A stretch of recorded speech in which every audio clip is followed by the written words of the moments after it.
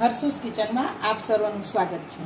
આજે આપણે બનાવીશું કાચી કેરીનું શરબત। શરબત બની તો અડધો કલાકમાં જશે અને એને તમે 12 મહિના સુધી સ્ટોર પણ કરી શકો છો। અહીંયા મેં 1 કિલો કેરી લીધી છે। આને ધોઈ અને છાલ ઉતારી અને એના પીસ બની રહીએ। કેરીને આપણે છાલ ઉતારી અને સમારી પણ લીધી છે। તો આની અંદર પાણી નાખ્યા વગર આપણે 3 વિસલ મારી અને કેરીને પહેલાં બાફી લેશું। આપણી કેરી બફાઈ છે ત્યાં સુધી આપણે ચાસણી પણ બનાવી લઈએ। 1 કિલો કેરી છે એટલે હું અહીંયા 800 ગ્રામ જેટલી ખાંડ લઉં છું। ખાંડની જગ્યાએ તમે સાકરનો પણ ઉપયોગ કરી શકો।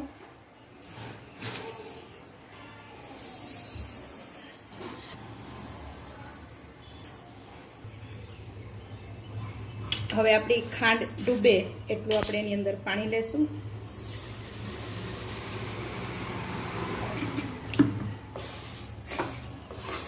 અને આપણે એને 1 તાર 2 તારની એવી ચાસ ફક્ત આપણી ખાંડ ઓગળે ત્યાં સુધી આપણે એને હલાવતા રહેશું।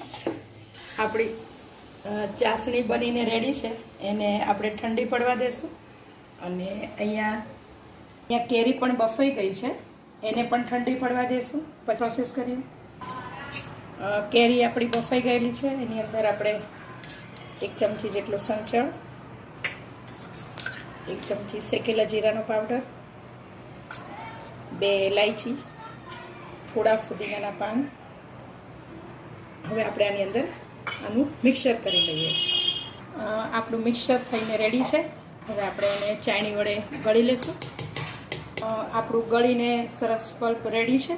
હવે જે ચાસણી બનાવેલી છે એને ગેસ પર મૂકીએ અને એની અંદર આ મિક્સ કરી અને કેરીમાં રહેલું જે પાણી છે એને બાળી અને એકદમ ઘટ આપણું સિરમ બનાવીએ।